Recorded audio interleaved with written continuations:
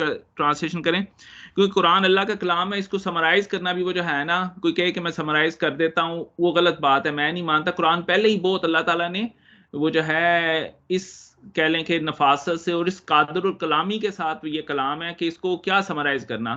اس کے تو ایک ایک لفظ میں سمندر موجود ہے. اور یہ وہ جو ہے آپ بات کر رہے تھے سورۃ الفاتحہ کی، تو میں نے رحمان کے نام سے آیات تلاش کی، تو 53 آیات ہیں، 53 آیات میں، جس میں اللہ تعالیٰ نے اپنے آپ کو رحمان کی صفت سے پکارا ہے. یا واقعات بتائے ہیں، جیسے بی بی مریم کے بارے میں انہوں نے رحمان کا واسطہ دے کے جب فرشتہ آیا تو اس کو کہا کہ تم رحمان سے ڈرو. تو یعنی آپ اس کو کھولنے کی کوشش کریں رحمان لفظ کو، تو اس میں اتنی تفسیر اور اتنی ڈیٹیل ہے کہ آپ اس پہ وہ جو ہے نا ایک پورا سیشن بھی بہت کام ہوگا. تو ظفر بھائی آپ شروع کیجئے. ہم وہ جو ہے نا جب جو ہی ٹاپک چینج ہوگا تو وہاں پہ رک جائیں گے، اور پھر وہ جو ہے جو آیات ہم نے ترجمہ پڑھا ہے اس پہ تھوڑی سی ڈسکشن کر کے اگلی آیات کو شروع کریں گے. جی ضرور. بسم اللہ الرحمن الرحیم. الف لام را، یہ آیات ہے. میری آواز واپس آ رہی ہے؟ سوری میں نا وہ میوٹ پہ کرتا ہوں. جی پلیز. بسم اللہ الرحمن الرحیم. الف لام را، یہ آیات ہیں کتاب کی اور قرآن مبین کی. کسی وقت آرزو کریں گے وہ لوگ جنہوں نے کفر کیا کہ کاش ہوتے وہ مسلمان. چھوڑ دو انہیں کھائیں اور برت لیں اور مشغول رکھیں ان کو آرزوئیں، عنقریب وہ جان لیں گے. اور نہیں ہلاک کی ہم نے کوئی بستی مگر اس کے لیے لکھا ہوا تھا وقت مقرر. نہ آگے نکل سکتی ہے کوئی امت اپنی مدت مقررہ سے، اور نہ ہی وہ تاخیر کر سکتے ہیں. اور کہا انہوں نے، اے شخص نازل کی گئی ہے جس پر کتاب نصیحت، یقیناً تو دیوانہ ہے. کیوں نہیں لے آتا ہمارے پاس فرشتوں کو اگر تو ہے سچوں میں. نہیں نازل کیا کرتے ہم فرشتوں کو مگر حق کے ساتھ، اور نہیں ہوں گے وہ اس وقت مہلت پانے والے. بے شک ہم نے ہی نازل کی ہے یہ کتاب نصیحت، اور یقیناً ہم اس کے نگہبان ہیں. اور یقیناً بھیجے تھے رسول ہم نے تم سے پہلے پچھلی قوموں میں، اور نہیں آتا تھا ان کے پاس کوئی رسول مگر وہ اس کے ساتھ ہنسی کرتے تھے. اسی طرح ڈالے رکھتے ہیں ہم یہ گستاخی دلوں میں مجرموں کے، نہیں وہ ایمان لاتے اس پر. اور بے شک یہی رہی ہے روش پہلے لوگوں کی. اور اگر کھول دیں ہم ان پر دروازہ آسمان کا، پھر وہ لگے اس میں چڑھنے، تو وہ کہیں در حقیقت باندھ دی گئی ہیں ہماری آنکھیں، بلکہ ہم وہ ہیں جن پر جادو کر دیا گیا ہے. اور بے شک بنائے ہیں ہم نے آسمان میں بروج اور سجا دیا ہے اس کو دیکھنے والوں کے لیے، اور محفوظ کر دیا ہے ہم نے اسے ہر شیطان سے جو مردود ہے. مگر جو کوئی چوری سے سننا چاہے تو پیچھے لپکتا ہے اس کے ایک روشن انگارہ.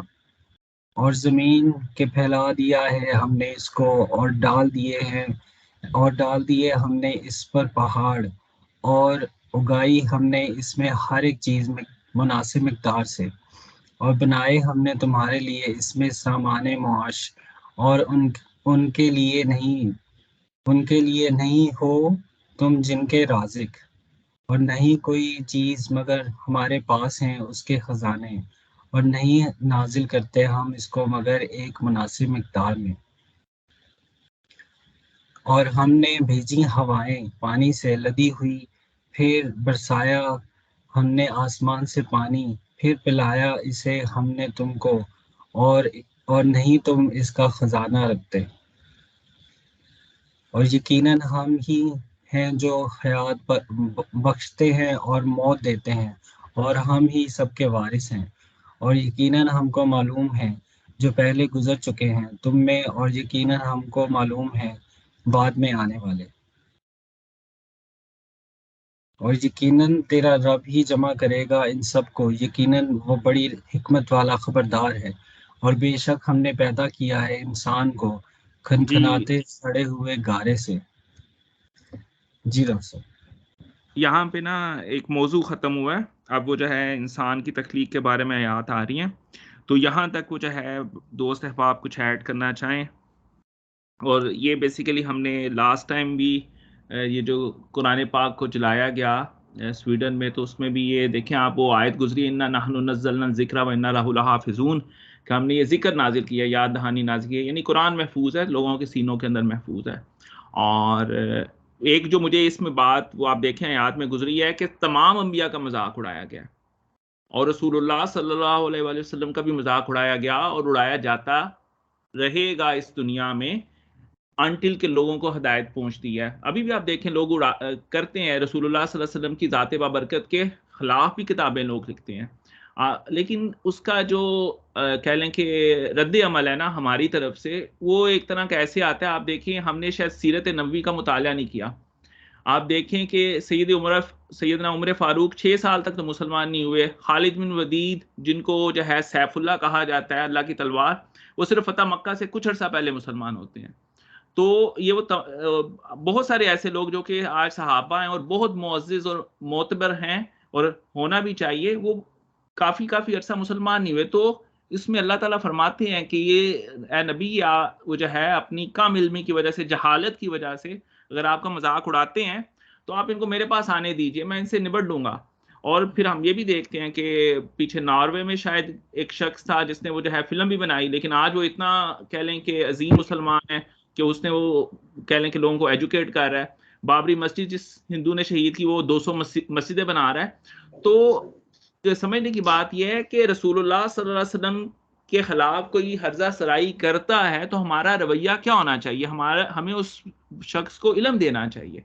ہمیں وہ جو ہے نا ایک جذباتی رویہ اختیار نہیں کرنا چاہیے، جو کہ وہ جو ہے بیسیکلی ہماری وہ پھر آ جائے گا کہ سیاسی طور پہ یہ رویہ اختیار کیا گیا اپنے آپ کو سیاسی فائدہ پہنچانے کے لیے آج سے 30-40 سال پہلے، اور اس رویے کی وجہ سے ہمارے اندر وہ جو ہے نا ایک شدت پسندی آئی.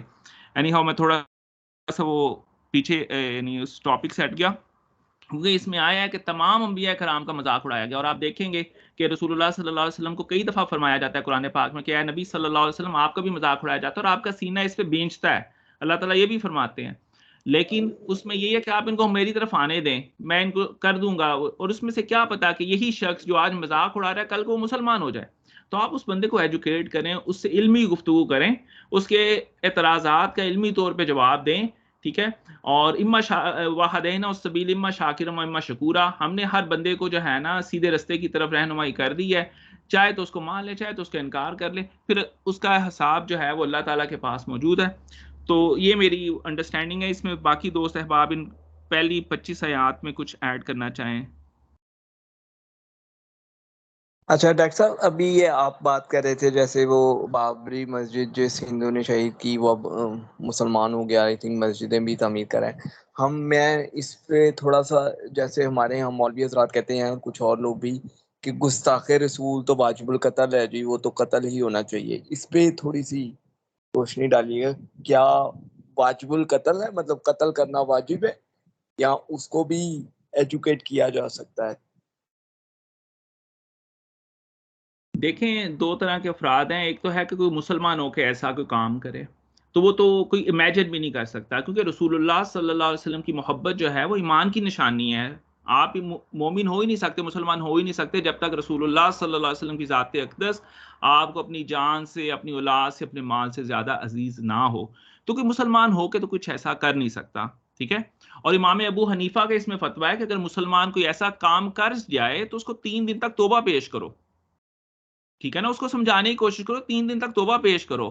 اور اگر وہ توبہ کر لے، آپ دیکھیں شرک سب سے بڑا گناہ ہے، اللہ تعالیٰ نے اس کی بھی توبہ رکھی ہے. ہم جو ہے نا ایکسٹریمزم میں وہ اس حد تک جاتے ہیں، اور یہ بیسیکلی امام ابن تیمیہ سے یہ سلسلہ شروع ہوا تھا، جو کہ 600 سال رسول اللہ صلی اللہ علیہ وسلم کی بعثت سے 600 سال بعد کے اسکالر ہیں، بہت عظیم اسکالر ہیں. لیکن انہوں نے کچھ کہہ لیں کہ سٹانسز ایسے لیے جو کہ تھوڑا سا قرآن و سنت سے ہٹ کے تھے. اور آپ دیکھ رہے ہیں انہوں نے کتاب بھی لکھی، وہی یہ سارے وہ جو ہے نا، اگرچہ یہ جتنے مسالک کے علماء ہیں نا وہ ان کو وہ بہت سارا ان کے بارے میں برے الفاظ بھی کہیں گے، لیکن انہی کی کتاب سے حوالے بھی دیں گے. تو یہ ایک کہہ لیں کہ عالم دین تھے، ان کا ایک موقف تھا، لیکن یہ نہیں کہ ان کا موقف صحیح تھا، اور وہ 600 سال بعد موقف آیا امت کے اندر. اور ایسا نہیں ہے، جو سیرت میں واقعات ہیں، سب سے پہلا جو سب سے بڑا جو گستاخ تھا ابو لہب، جس پہ اللہ تعالیٰ نے ایک پوری سورت نازل کی، تبت یدا ابو لہب تیرے ہاتھ ٹوٹ جائیں، وہ ابو لہب اس کے اس سورت نازل ہونے کے 9-10 سال زندہ رہا ہے، ٹھیک ہے، وہ اپنی موت مرا ہے.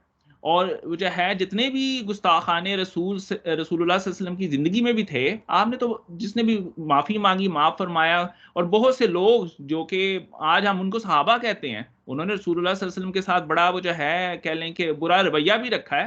سیدنا جناب خالد بن ولید کے بارے میں رسول اللہ صلی اللہ علیہ وسلم نے غزوہ احد میں فرمایا تھا، جب وہ پیچھے سے درے سے آئے تھے تو اٹیک کیا اور رسول اللہ صلی اللہ علیہ وسلم دندان مبارک شہید ہوئے، تو آپ نے فرمایا اللہ ایسی قوم کو کیسے ہدایت دے جو اپنے نبی پہ حملہ کرتی ہے.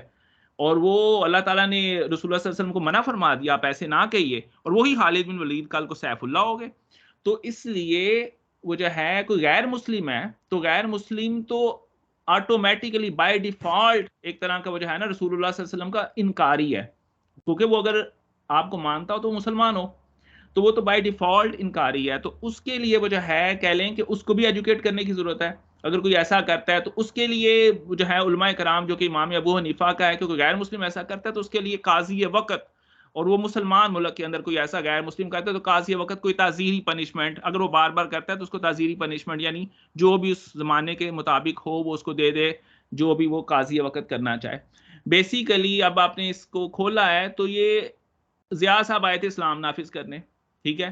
ضیاء صاحب اسلام تو نافذ کر نہیں سکتے تھے کیونکہ اسلام کہتا ہے کہ انصاف ہو، عدل ہو. تو انہوں نے باہر سے جو ہے نا پالش کیا اور انہوں نے اس طرح کے قوانین متعارف کروائے، ٹھیک ہے. اس سے وہ جو ہے نا ہماری سوسائٹی کے اندر وہ جو کہہ لیں کہ ایک ایکسٹریمزم آئی، اور وہ ایکسٹریمزم ابھی عمران خان صاحب کو سپورٹ کرنے کے لیے تحریک لبیک کریٹ کی گئی تھی، اور اس کو وہ جو ہے نا اللہ تعالیٰ ان کو بھی غریق رحمت کرے، علامہ صاحب کی تقریریں 24/7 دکھائی جاتی تھیں. علامہ صاحب کہتے تھے مجھے پتہ نہیں کون کہاں سے پیسے دے جاتا ہے، وہ ایجنسیوں والے لوگ پیسے دے کے جاتے تھے. تو بیسیکلی میں وہ اس کو دبے لفظوں میں اس لیے کہہ کے گیا تھا کہ پولیٹیکل ریزنز کے لیے جماعتیں کھڑی کی گئیں اور لوگوں کے کنسیپٹ ایسے کریٹ کیے گئے. جب اللہ نے شرک کی معافی رکھی ہوئی ہے تو اگر کوئی کرتا ہے، پہلی بات نا اس کو معافی توبہ قبول کرو، پیش کرو، ٹھیک ہے نا. کیا کوئی ایسا گناہ ہے جس کی توبہ نہیں ہے؟ اللہ نے کہا شرک سب سے بڑا گناہ ہے، ظلم عظیم ہے، اس کی معافی ہے. تو اگر کوئی خدا نہ خواستہ ایسا کہہ دے، پھر لوگوں کی باتیں پکڑتے ہیں، کوئی بیچارے کے سلپ آف ٹانگ ہو جائے، کسی کی بھی ہو جائے، بیچارہ جنید جمشید اللہ اس کو بھی غریق رحمت کرے، اس نے بلکہ بخاری شریف کی حدیث بیان کی ہے، اس کو جو ہے ایئرپورٹ پہ جوتے مارے گے یار. تو ہمارا جو رویہ نا جہالت کی وجہ سے ایسا بن چکا ہے. ہم وہ جو ہے ہمیں عربی بھی نہیں آتی، قرآن پڑھا نہیں ہوتا، ٹھیک ہے نا. آپ یقین مانیں قرآن کی ایسی آیات ہیں، آپ لوگوں کو یہ نہ بتائیں کہ قرآن کی آیات ہیں ہم کسی کے سامنے پڑھ دیں، ٹھیک ہے نا، ترجمہ پڑھ دیں، وہ کہہ لیں کہ آپ کے اوپر چڑھ دوڑیں گے، ٹھیک ہے نا.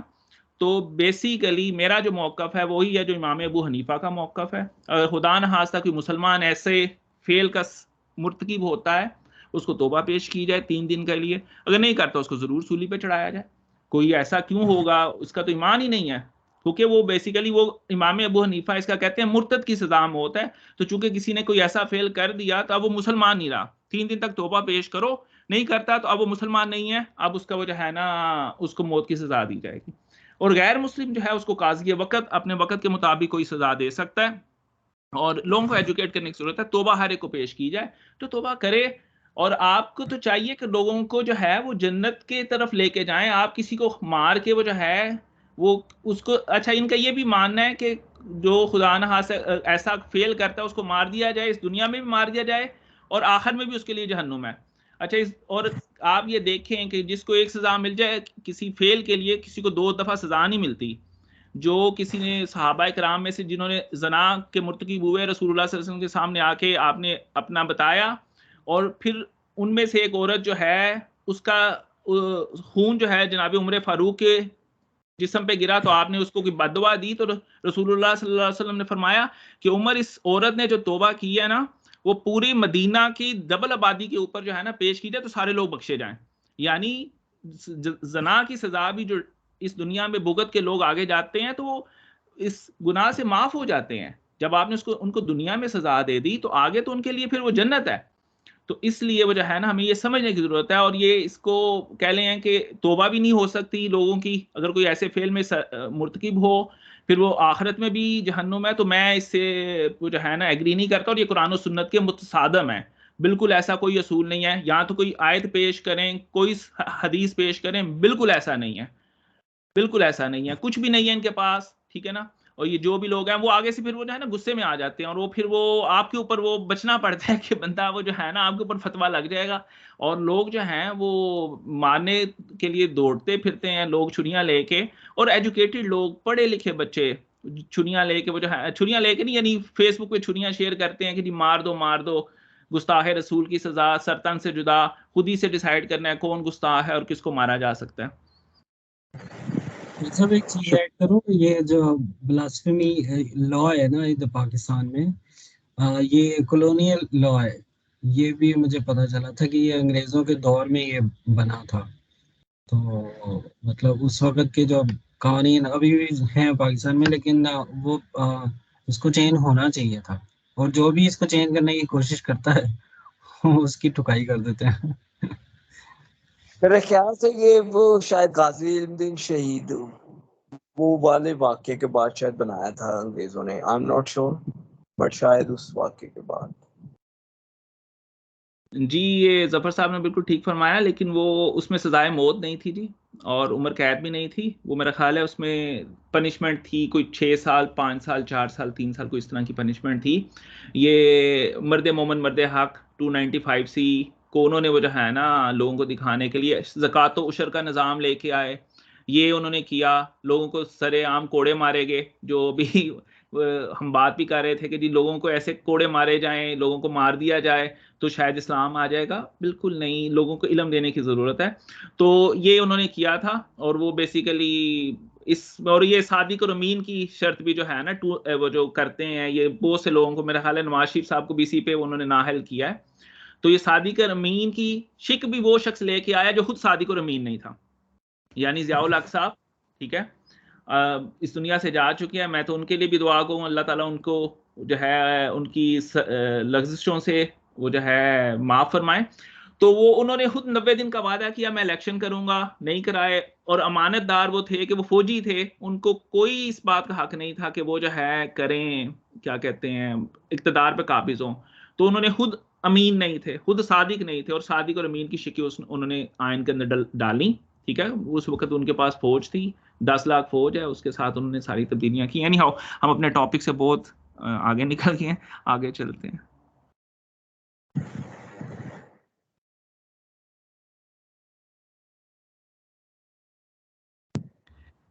جی میرا خیال ہے عمر صاحب, عمر بھائی آپ ہی آگے سے شروع کیجئے, آیت نمبر 26 سے اونورڈ. ٹھیک ہے جی. بسم اللہ الرحمن الرحیم. اور جنات کے پیدا کیا تھا ہم نے ان کو اس سے پہلے آگ سے بے دھوئیں کی, اور جب فرمایا تیرے رب نے فرشتوں سے کہ یقیناً میں بنانے والا ہوں ایک بشر کھنکھناتے ہوئے سڑے گارے سے, تو جب اس کو درست کر لوں اور پھونک دوں اس میں اپنی روح, تو گر پڑنا اس کے لیے سجدے میں. تو سجدے میں گر پڑے فرشتے سب کے سب سوائے ابلیس کے. انکار کیا اس نے کہ وہ ہوتا سجدہ کرنے والوں کے ساتھ. فرمایا اے ابلیس کیا ہوا تجھے کہ نہ ہوا تو سجدہ کرنے والوں میں. اس نے کہا نہیں میں ایسا کہ سجدہ کروں ایک بشر کو بنایا ہے تو نے جس کو کھنکھناتے سڑے ہوئے گارے سے. فرمایا تو نکل جا یہاں سے, بے شک تو مردود ہے, اور یقیناً تجھ پہ لعنت ہوگی انصاف کے دن تک. اس نے کہا میرے رب مہلت دے مجھے اس دن تک جب سب اٹھائے جائیں گے. فرمایا بے شک تو مہلت دیے جانے والوں میں ہے اس دن تک جس کا وقت مقرر ہے. اس نے کہا میرے رب چونکہ بھٹکا دیا ہے تو نے مجھے, میں ضرور آزمائش کروں گا ان کے لیے زمین میں, اور ضرور بہکاؤں گا انہی سب کو, مگر جو تیرے بندے ہیں ان میں مخلص. فرمایا کہ یہی ہے راستہ مجھ تک پہنچنے کا سیدھا. بے شک میرے بندے کو نہیں تجھے ان پر قدرت مگر جو تیری اطاعت کرے بدراہوں میں سے. اور بے شک جہنم ہے ان کے وعدے کی جگہ سب کی اکٹھی. اس کے 7 دروازے ہیں, ہر ایک دروازے کے لیے ان میں سے حصہ ہے تقسیم شدہ. بے شک متقی ہوں گے باغوں میں اور چشموں میں, داخل ہو جاؤ ان میں سلامتی کے ساتھ امن سے, اور نکال دیں گے ہم جو ان کے دلوں میں ہوگی کوئی کدورت بھائیوں کی طرح مسندوں پہ ایک دوسرے کے سامنے بیٹھے ہوں گے، نہ پہنچے گی ان کو وہاں کوئی تکلیف اور نہ وہ وہاں سے نکالے جائیں گے۔ خبر دے دو میرے بندوں کو کہ بے شک میں ہی ہوں بہت بخشنے والا، بہت رحم کرنے والا، اور یہ کہ میرا عذاب ہی دردناک عذاب ہے۔ اور احوال سنا دو ان کو ابراہیم کے مہمانوں کا۔ یہاں پہ ہم نا ایک اور ٹاپک ختم ہوا ہے، یہ اللہ تعالیٰ اور ابلیس کی کمیونیکیشن کنورسیشن ہے، تو اس پہ دوست کچھ ایڈ کرنا چاہیے آیات پہ۔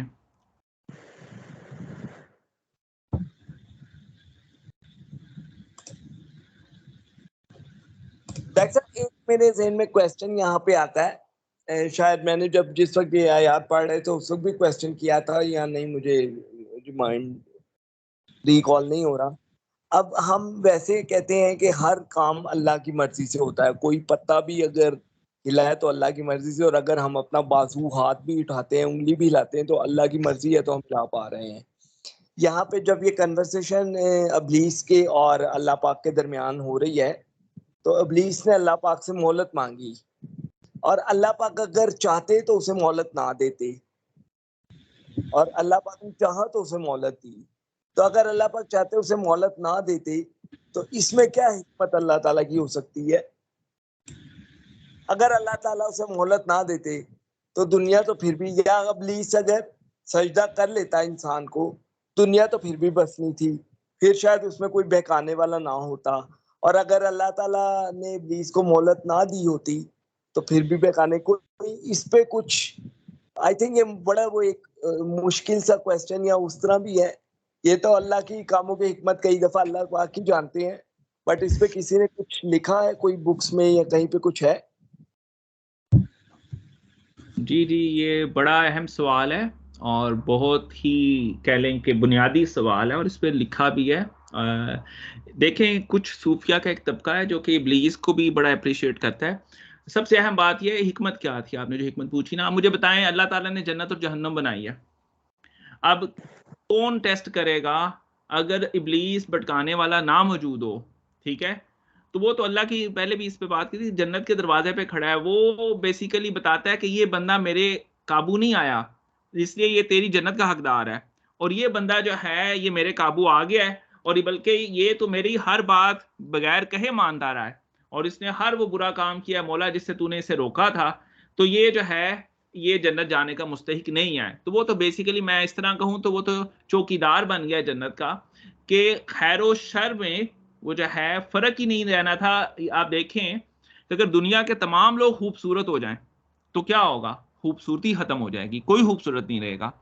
تو بیسیکلی اگر شر نہ ہو تو خیر کا وجود ختم ہو جائے، پھر خیر ہی نہ رہے، ٹھیک ہے نا؟ تو ابلیس کا وجود ہونا ایک لازمی امر تھا، اور اللہ تعالیٰ نے اس کو مہلت بھی اسی لیے دی کہ اللہ کی جو جنتیں ہیں جو کہ ان امیجنیبل ہیں، اور جس میں لا تعداد نعمتیں ہیں اور دل پسند زندگی ہے، اس کے حقدار لوگوں کو جانچا جا سکے، اس کے حقدار لوگوں کو نکالا جا سکے، اور وہ بہت قلیل لوگ ہیں۔ آپ یہ دیکھیں جہاں پہ بھی اللہ تعالیٰ نے فرمایا ہے جنتی لوگوں کے بارے میں، تو وہ اکثریت میں نہیں ہے۔ تو اللہ تعالیٰ ہمیں ان لوگوں میں شامل کرے جو کہ اس فرما بردار لوگوں میں سے ہوں، جو کہ اللہ کی جنتوں کے حقدار ٹھہرائیں۔ اور یہ بیسیکلی ابلیس کا وجود، شر کا وجود اس لیے ہے، اور لازم، اور آپ کی بات یہ بھی ٹھیک ہے کہ کوئی اللہ کے مرضی کے خلاف بھٹک بھی نہیں سکتا۔ یہی تو اللہ تعالیٰ کہتے ہیں کہ ہدایت بھی میں ہی دینے والا ہوں، گمراہ بھی میں ہی کرنے والا ہوں، لیکن پہلا قدم جو ہے وہ انسان خود اٹھاتا ہے، جس نے گمراہی کا قدم اٹھانا ہے اللہ تعالیٰ اس کے لیے پھر یہ گمراہی کا رستہ جو کہ مشکل رستہ ہے آسان کر دیتے ہیں، اور جو اللہ کے سیدھے رستے کی طرف چلنا چاہتا ہے اللہ تعالیٰ اس کے لیے آسان رستہ جو ہے وہ اس کے لیے کھول دیتے ہیں۔ تو یہ بنیادی طور پہ وجہ ہے اللہ کی جنت کا حقدار ہونے کے لیے ابلیس کا ہونا بہت ضروری تھا۔ تو اچھا اس کا مطلب یہ ہوا ڈاکٹر صاحب کہ جیسے فرشتوں نے جو سجدہ کیا وہ اللہ کی مرضی سے کیا، اور اب سجدہ نہیں کیا تو اس میں بھی اللہ کی مرضی شامل تھی، کیا یہ کہہ سکتے ہیں کہ یہ غلط ہے یہ چیز کہنا؟ دیکھیں اس میں ارادی جو مخلوقات ہیں جو اپنے ارادے سے کام کرتی ہیں، ان میں جن یعنی کہ یہ شیطان بھی شامل ہے جنوں میں اور انسان ہے. ہم چاہیں تو خدا کا انکار بھی کر دیں. تو یہ مرضی اس کی وجہ ہے، اس میں ریزن بھی بتائی ہے کہ وہ جو ہے اپنے گمنڈ میں تکبر میں آ کے اس نے وہ جو ہے نا یہ فیصلہ لیا. اور ہاں اس کا بھٹکنا جو ہے اگر اللہ نہ چاہتے، وہ بھٹکنا چاہ رہا تھا، اور اگر اللہ نہ چاہتے تو وہ نہ بھٹکتا، لیکن چونکہ وہ بھٹکنا چاہ رہا تھا اور وہ تکبر کا شکار تھا تو اس لیے اللہ تعالیٰ نے اس کو بھٹکنے دیا. اس کو اس طرح کہا جائے گا. بلال بھائی کچھ کہنا چاہ رہے ہیں؟ بہت شکریہ ڈاکٹر صاحب. جی بلال ڈاکٹر صاحب یہ اس کو میں اس طرح سے بھی کر سکتے ہیں کہ اللہ تعالیٰ کی مرضی کی نہیں بات ہے، اللہ تعالیٰ کے علم کی بات ہے. اللہ تعالیٰ کے علم میں یہ موجود تھا، اور مرضی تو پھر رب کی مرضی جہاں پر اللہ تعالیٰ چاہتا ہے، مطلب مرضی وہی ہوتی ہے جو ہم چاہ رہے ہوتے ہیں. تو پھر وہ سورہ یاسین کے ورڈ اس میں آیا آیت میں، وہ کن فیکون کی بات ہے کہ اللہ تعالیٰ کن کہتا ہے اور ہو جاتا ہے. تو یہ اس کو یہ ہے کہ اللہ تعالیٰ کے یہ علم میں تھا. اچھا میرا سوال یہ ہے کہ آیت نمبر 39 آئی ہے، اس کو میرا خیال اس ٹائم پہ ہم نے ڈسکس کیا. یہ اس وقت میرے ذہن میں تھا سوال، لیکن میرا خیال ہے کہ اس کا جواب ہو گیا تھا. لیکن 1 منٹ میں اگر آپ اس کو ذرا دوبارہ بتا سکتے ہیں تاکہ میں اس کو ازبر کر لوں. کہ 39 آیت ہے، بسم اللہ الرحمن الرحیم. کہنے لگا کہ اے میرے رب، چونکہ تو نے مجھے گمراہ کیا، مجھے بھی قسم ہے کہ میں بھی زمین میں اور ان کے لیے مزین کروں گا اور ان سب کو بھی بہکاؤں گا. یہ جو ہے یہ اس کا شیطان کا الزام ہے یا کیا ہے یہ کہ چونکہ تو نے مجھے گمراہ کیا؟ اس کو پلیز الیبوریٹ کر دیجیے گا. شکریہ. جی بہت اچھا آپ نے بتایا. پہلا جو آپ کا تھا نا وہ آپ دیکھیں جمعے کے خطبے میں قاری صاحب کہتے ہیں وَمَن يُضْلِلْ فَلَا هَادِيَ لَهُ، وَمَن يُضْلِلْ جس کو تو گمراہ کر دے یا بھٹکا دے، فَلَا هَادِيَ لَهُ اس کو کوئی ہدایت دینے والا نہیں ہے. ٹھیک ہے نا. تو یہ جو ہے، اور یہ قرآن پاک کی آیات ہیں، بہت ساری آیات ہیں جس میں اللہ تعالیٰ کہتے ہیں کہ میں وہ جو ہے نا لوگوں کو بھٹکاتا ہوں. لیکن یہ بھٹکانا پھر وہی بات ہے، ایسے نہیں کہ اللہ تعالیٰ قدم بندہ اٹھاتا ہے. پہلا قدم وہ جو ہے نا بندہ جو بھٹکنا چاہتا ہے اس کے لیے اللہ تعالیٰ وہ رستہ آسان کر دیتے ہیں. یہ میں قرآن پاک کی آیات کی ٹرانسلیشن کر رہا ہوں، یہ 30ویں پارے کی صورت ہے، وہ میں کہیں گے تو آیات شیئر کر دوں گا. تو یہ جو ہے یعنی اگر کوئی بھٹکنا چاہتا ہے تو اس کے لیے اللہ تعالیٰ وہ رستہ آسان کر دیتے ہیں جو کہ مشکل رستہ ہے. قرآن کہتا ہے یہ مشکل رستہ ہے، ہم اس کے لیے آسان کر دیتے ہیں. اور جو کہ سیدھے راستے پہ چلنا چاہتا ہے تو اس کو سیدھے راستے پہ چلایا جاتا ہے. اب یہ آپ نے بہت پیارا پوائنٹ اٹھایا دوسرا جو ہے نا فَبِمَا أَغْوَيْتَنِي، یہ سورہ اعراف میں بھی شیطان نے اللہ پہ الزام لگایا. اب آپ دیکھیں شیطان اور انسان کا فرق دیکھیں. آدم سے بھی غلطی ہوئی. آدم کے لیے کہا تھا لا تقربوا هذه الشجرة، آپ نے اس درخت کے پاس نہیں جانا. وہ چلے گئے، انہوں نے پھل بھی کھا لیا. تو انہوں نے جو اللہ تعالیٰ سے معافی مانگی نا وہ انکنڈیشنل اپالوجی تھی. انہوں نے یہ نہیں کہا کہ مولا مجھے شیطان نے آ کے بار بار گمراہ کیا، وسوسہ ڈالا. حالانکہ سورہ اعراف میں اللہ تعالیٰ آدم کے لیے وہ جو ہے نا خود اللہ تعالیٰ ایک وہ کہہ لیں کہ ریزن دے رہے ہیں کہ بیسیکلی شیطان نے بار بار وہ جو ہے نا ان کو آ کے بتایا اور ان کو کیا کیا وسوسے دیے وہ بھی اللہ تعالیٰ قرآن پاک میں بیان کر رہے ہیں. لیکن جب آدم نے معافی مانگی ہے تو انہوں نے انکنڈیشنل اپالوجی کی ہے، یعنی غیر مشروط معافی مانگی ہے. اس میں انہوں نے کوئی ریزن نہیں رکھی. اور وہ کیا تھی؟ ربنا ظلمنا انفسنا وان لم تغفر لنا وترحمنا لنکونن من الخاسرین. اور یہی جو آیت کریمہ ہے جو کہ یونس علیہ السلام کی معافی ہے، لا الہ الا انت سبحانک انی کنت من الظالمین. تو آپ ان معافیوں میں دیکھیں کہ اپنے آپ کو وہ جو ہے ظالم کہنا اور اللہ تعالیٰ کے سامنے وہ جو ہے نا بالکل اپنے آپ کو پیش کر دینا انکنڈیشنل اپالوجی، اللہ کو یہ بڑی پسند ہے اور اسی لیے اس کو آیت کریمہ کہا گیا. اور اس معافی کے بعد آدم کو جو ہے حصطفیٰ آدم و نوحا، تو اللہ تعالیٰ نے آدم کو جو ہے نبوت کے لیے بھی سے سرفراز فرمایا. اب شیطان کا رویہ دیکھیں. ایک تو شیطان اکڑا ہے، متکبر ہے، اور اپنے غلطی کا جو ہے وہ مورد الزام بھی اللہ تعالیٰ کو ٹھہرا رہا ہے. فَبِمَا أَغْوَيْتَنِي، تو نے مجھے گمراہ کیا، تو نے مجھے اغوا کیا. تو یہ بیسیکلی ایک شیطانی رویہ جو کہ ہمارے اندر ہوتا ہے. اور ہم نے ویسے جب اس آیت کو پڑھا تھا تو میں نے اس پوائنٹ کو ایلیبوریٹ کیا تھا. اپنے آپ کو ہم بلیم نہیں کرتے، ہم ہمیشہ دوسروں میں اپنی غلطیوں کے جواز تلاش کرنے کی کوشش کرتے ہیں. یہ بہت ہی ایک کہہ لیں کہ اہم نقطہ ہے جو کہ ہمیں نہیں کرنا چاہیے. ہمیں انکنڈیشنل اپالوجی کرنی چاہیے، ہمیں اپنا قصور ماننا چاہیے. یہ شیطان ہمارے اندر وسوسے ڈالتا ہے، نہیں نہیں نہیں تم نے یہ ایسے نہیں بات کہی تھی، وہ اس نے غلط سمجھ لی تو اس لیے تمہارا تو قصور نہیں نہ ہوا، قصور تو اس کا ہوا. تو جب بھی آپ کہہ لیں کہ آپ نے فیملی رشتوں میں دوستیوں کے رشتوں میں یا ایون کہ آپ کے بزنس میں آپ جہاں پہ یہ محسوس کریں کہ آپ کی غلطی آپ فوراً سے تسلیم کریں، اس میں کوئی وہ جو ہے کہہ لیں بندہ چھوٹا نہیں ہوتا. یہ تو جناب آدم علیہ السلام کی سنت ہے، اور شیطان کی یہ سنت ہے کہ اپنی غلطی پہ اکڑ جاؤ اور کہو، دوسرے کو مردے الزام ٹھہراؤ، دوسرے کی طرف انگلی کرو کہ فبما اغویتنی یا مولا تو نے مجھے اغوا کیا اور اللہ نے نہیں کیا تھا. یہ وہ جو ہے شیطان اپنے تکبر کی وجہ سے وہ جو ہے بھٹکا ہے اور گمراہ ہوا ہے. اور وہ سورہ اعراف میں یہ واقعہ اور تفصیل کے ساتھ ہے، اس میں اللہ تعالیٰ نے تفصیل سے بتایا.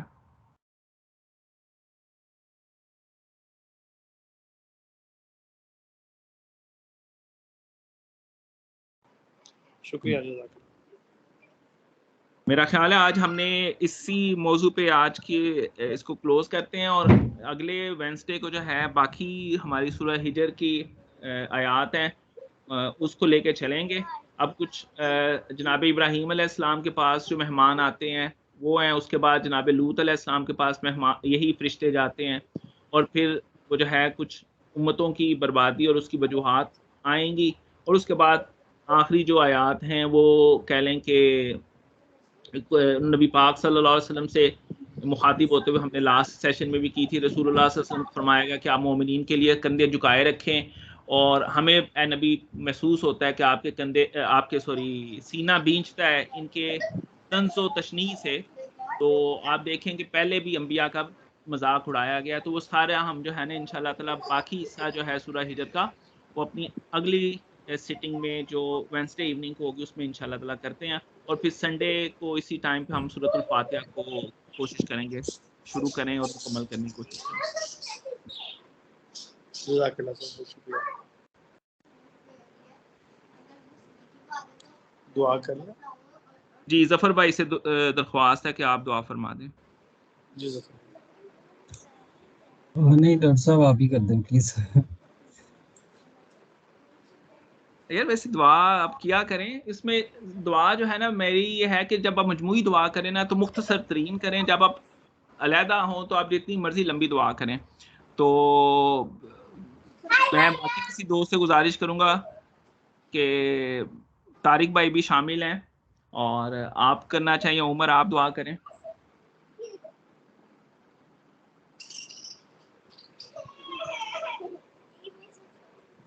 دیکھ لیں کہ طارق بھائی کرنا چاہتے ہیں، طارق بھائی کر لیں.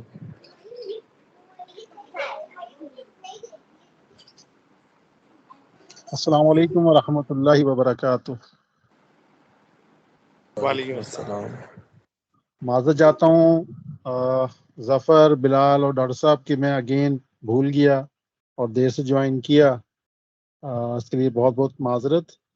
اور اسی طرح جس طرح لوہے قرآنی کے اوپر اللہ تعالیٰ نے سب سے پہلے تمام چیزیں تحریر فرمائی ہوئی ہیں، ان کے علم میں ہیں تمام چیزیں کہ کون کب کہاں کیا کیا ہوگا، کیا کیا کرے گا، انسان جن. تو بخیر اس پہ مزید بحث میں تو نہیں پڑھنا چاہ رہا، مگر میرے علم میں تو شاید یہی ہے جو ہے. بقایا دعا کے لیے جو آپ نے کہا، تو دعا کے لیے سر اگین وہی بات کہ میں نے معافی دے دو یا اللہ، میں سارے نے معافی دے دو. آمین.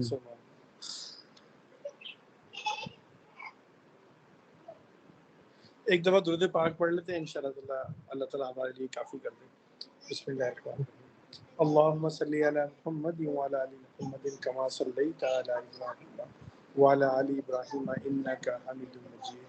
اللهم بارك على محمد وعلى ال محمد كما باركت على ابراهيم وعلى ال ابراهيم انك حميد مجيد. آمین یا رب العالمین. جی اوکے جی، اللہ حافظ. بہت اللہ شکریہ. حافظ. بہت شکریہ. السلام علیکم ورحمۃ اللہ وبرکاتہ. وعلیکم السلام.